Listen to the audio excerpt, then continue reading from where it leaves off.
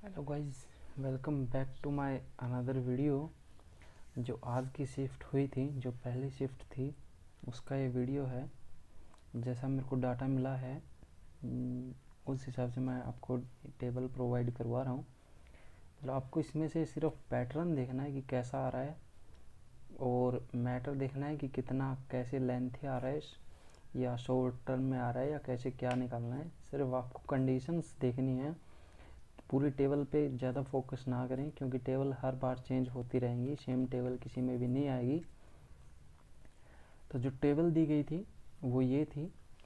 ये आपको same table वहाँ पे बनानी थी, जो आपको पेपर दिया जाता है उसमें बनानी थी। आपको A11 से आपको ये आपकी जो टेबल है स्टार्ट करनी थी। A11 मीन्स ये होगा जो आपका 11 ये होता है, इससे स्टार्ट करना है। जो आपका ऊपर का पोर्शन जो होगा वो यहाँ से स्टार्ट करना है।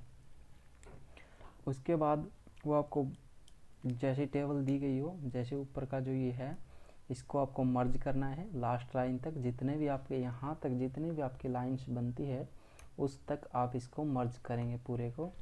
लास्ट में अगर आपकी कुछ कम ज़्यादा होती है उस हिसाब से आपको करना है।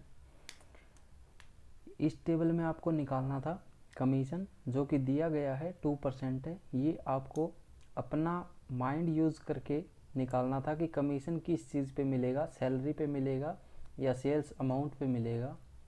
ये आपको डिसाइड करना था।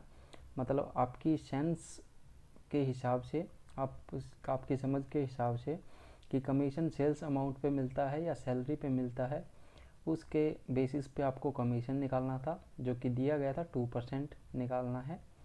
उसके बाद आपकी टोटल सैलरी थी।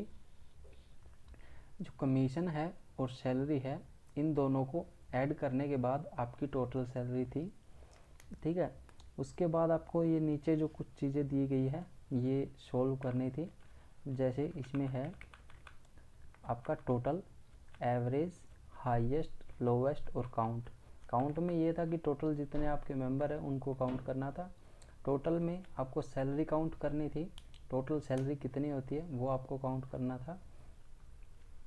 एक था आपका एवरेज, सैलरी का एवरेज निकालना था आपको। ठीक है। अगला था आपका हाईएस्ट, हाईएस्ट सैलरी किसको मिल रही है वो निकालनी थी। उसके बाद लोवेस्ट सैलरी किसकी थी वो निकालनी थी, और काउंट करना था कि कितने बंदों का कितना क्या कुछ रहता है, वो आपको काउंट करना था। ये आपकी पहली शिफ्ट की टेबल थी। ये आपको 2% निकालना था। इसमें आपको क्या करना था, equal two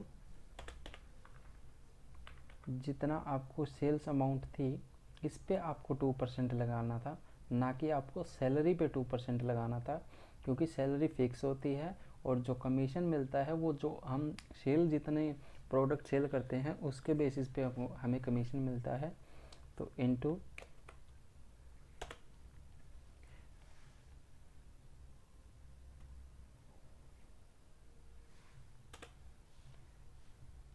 equal to sales amount into 2% और एंटर। आपका 50 रुपये कमीशन हो गया। इसको आपको पूरे पे ड्रैग कर देना था। यहाँ से क्लिक करने के बाद पूरे को ड्रैग करना था, सबका कमीशन आपका निकल के आ रहा था। एक दिया गया था। फिर आपको निकालना था टोटल सैलरी, कि टोटल सैलरी कितना बनेगा। टोटल सैलरी आपका होगा सैलरी प्लस कमीशन, इन दोनों को जोड़ेंगे तब आपकी टोटल सैलरी आएगी। सेल्स अमाउंट नहीं जोड़ेंगे हम। तो सैलरी इक्वल टू ये प्लस 50, ये आपका टोटल सैलरी आ रही थी इसमें।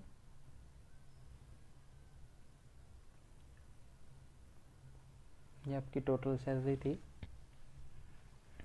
और कंडीशन के हिसाब से, जैसी वो कंडीशन देते हैं उसके हिसाब से आपको इनमें कोमा और डेसिमल्स लगाने थे। जहाँ पर वो बोलता है कि इनको 2 डेसिमल में रखना है, तो आपको यहाँ से सेलेक्ट करके ऊपर जो ये डेसिमल्स दिए गए होते हैं यहाँ से आप 2 डेसिमल में रख सकते हो। ऊपर जो दिया गया होता है 00 जो आप देख सकते हैं यहाँ से, जहाँ पे ये कर्सर है यहाँ से आप इसको 20, या मतलब आपको बोलेगा कि या तो कि डेसिमल में रखो, 2 डेसिमल में रखो या डेसिमल हटाओ, जैसे भी बोलता है आपको उस हिसाब से आपको ये करनी थी। ठीक है, एक आपको बोलेगा कि मतलब सेपरेटर या कोमा जो यूज़ करना था वो आपको ऐसे, सॉरी, इसमें आपको सेपरेटर यूज़ करना था।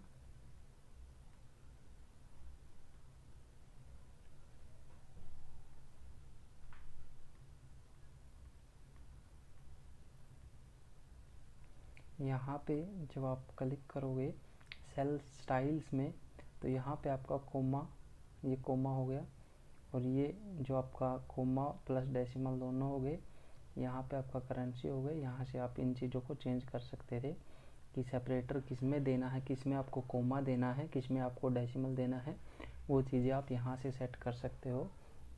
दोबारा मैं आपको बता देता हूँ, आपको जो सेलेक्ट करना है जिसमें कोमा वगैरह लगाना है उसको पूरे को सेलेक्ट करेंगे।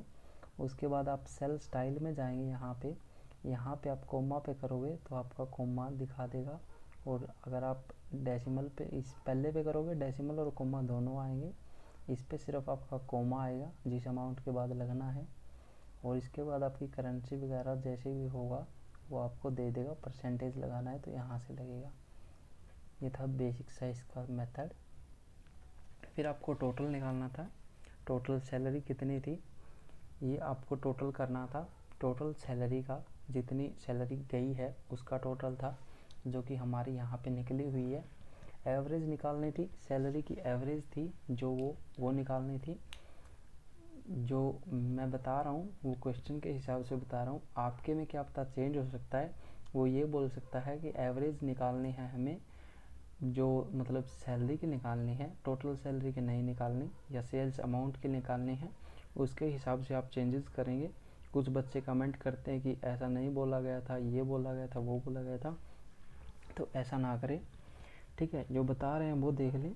मेथड आप बाद एग्ज़ाम में जो यूज़ करोगे वो आप पे डिपेंड करता है, लेकिन जो टेबल का जो सिस्टमेटिक जो होता है वो यही कहता है कि आप टोटल जब निकालोगे तो टोटल सैलरी कितनी आप पे हुई है वो निकालोगे। एवरेज जो क्वेश्चन के हिसाब से अगर वो अलग देता है कि सेल्स अमाउंट की एवरेज निकालनी है, तो उसके हिसाब से हाईएस्ट, लोवेस्ट और ये सारी चीज़ें उसी पे निकलनी थी। लास्ट था आपका काउंट आपको ये करने थे कि कितने एम्प्लॉय होते हैं टोटल।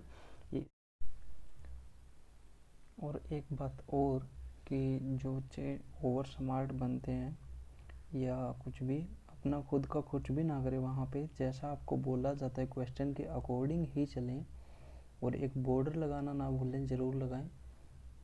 ठीक है, क्वेश्चन आप अच्छे से पहले रीड कर लें।